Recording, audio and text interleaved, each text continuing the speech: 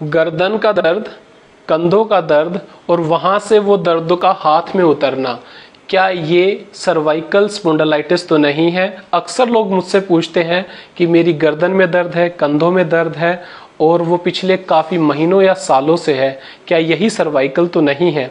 दोस्तों, आज मैं डॉक्टर अश्विनी कुमार करनाल प्लस के माध्यम से आप लोगों के साथ सर्वाइकल और लंबर स्पॉन्डिलाइटिस के बारे में बात करूंगा और आपको बताना चाहूंगा कि इसको ठीक करने के तरीके बिल्कुल आसान हैं।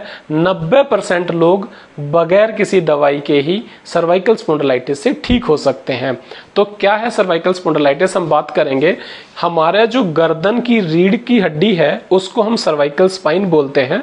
उसके अंदर हमारी हड्डियां होती हैं, उनके बीच के अंदर सॉफ्ट डिस्क, जिनको लोग मनके बोलते हैं, वो होता है और उन्हीं के बीच से पीछे से निकलती है बारीक नसें, जो कि हमारे हाथों को और नीचे के पोर्शन में हमारी टांगों को नर्व की सप्लाई देती हैं। इस तरह से हमारे गर्दन से जो नसें निकलती हैं वो C5, C6, C7, 8 ऐसे करके हमारी हाथों को सप्लाई करती है और ऐसे ही पैरों की तरफ नसें निकलती हैं। जब कभी भी ये मन के हिल जाते हैं या इनकी सेटिंग खराब हो जाती है, ये छल्ले हिल जाते हैं, नसें पीछे की तरफ चली जाती हैं, तो वो नसों पे दबाव डालते हैं और पूरी टांग या फिर पूरे हाथ में दर्द का आना हो जाता है। इसी बीमारी को कहा जाता है सर्वाइकल स्पॉन्डिलाइटिस और ये शायद ही कोई ऐसा आदमी हो जिसको जिंदगी में ना हो। हम सभी लोगों को कभी ना कभी कमर या गर्दन का दर्द हो ही जाता है। हर बार वो सर्वाइकल स्पॉन्डिलाइटिस नहीं हो सकता है वो मस्कुलर पेन भी हो। आखिरकार इस दर्द के होने के कारण क्या है? ये एक लाइफस्टाइल रिलेटेड डिजीज है। ये हमारे गलत तरीके से बैठने से, गलत तरीके के सोने से, बहुत ज्यादा मोबाइल फोन का प्रयोग करने से, लंबी समय तक कंप्यूटर, टीवी या स्क्रीन के सामने बैठने से होता है। जब हम लंबे समय तक इनसे पे बैठते हैं तो हमारी गर्दन की मांसपेशियां तनाव में आ जाती हैं, हमारी नसों पे दबाव आ जाता है और ये बारीक छोटी छोटी नसें जो कि हमारी गर्दन से हाथों की तरफ जाती हैं, उनके ऊपर दबाव हो जाता है। अक्सर लोग क्या करते हैं कि वो लेट जाते हैं और रात को लंबे समय तक मोबाइल अपने हाथों में रखने की आज के ज़माने में एक ट्रेंड बन गया है। बंदे एक तकिए से जब काम नहीं चलता वो अपने हाथों में मोबाइल रखते हैं, उसको देखने की कोशिश करते हैं। एक तकिए से यदि काम नहीं लगता तो वो दो तकियों का इस्तेमाल करते हैं और इससे गर्दन का जो एंगल हमारे धड़ से जो मिलता है वो बढ़ जाता है और लंबे समय तक स्ट्रेस पड़ता है। ये जो एंगल है ये हमारा काफी बढ़ जाता है इस तरीके से लेटने से। और सारी नसें जो हाथों की तरफ जा रही हैं, लोग अपने हाथों को ऊपर रखते हैं, मोबाइल को उठा के रखते हैं, तो उस पर प्रेशर पड़ता है। इस वजह से ये एक दर्द बहुत कॉमन आज के ज़माने में हो गया है। दूसरी बात, बच्चे, बूढ़े या आम आदमी जो कंप्यूटर पे लगातार बैठ के काम करते हैं, उससे भी ये दर्द बढ़ जाता है। इससे फिर बचने के तरीके क्या हैं? सबसे अच्छा तरीका बचने का ये है कि आप अपने गर्दन का पोस्चर हमेशा ठीक मेंटेन करें।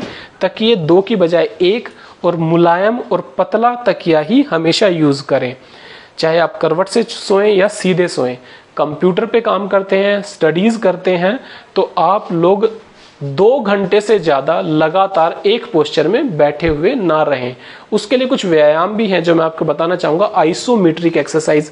अपनी गर्दन के पीछे दोनों हाथ रखें, अपनी गर्दन के पीछे दोनों हाथ रखें इस तरीके से और जोर लगाएं। गर्दन को आगे की तरफ और हाथों को पीछे की तरफ। सामने रखें और गर्दन पे पीछे की तरफ जोर लगाएं।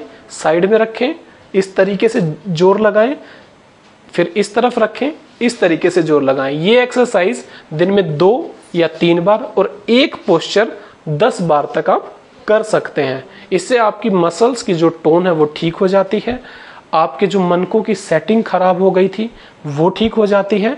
और जिन लोगों को ये बीमारी बढ़ जाती है तो कभी कभी हाथों में दर्द नीचे तक उतरता है, सूनापन, झंझनाहट, रात में सोते सोते हाथों में ऐसा लगता है जैसे कि उनमें जान नहीं है, वो ढीले पड़ गए हैं, ये अक्सर देखने को मिलता है।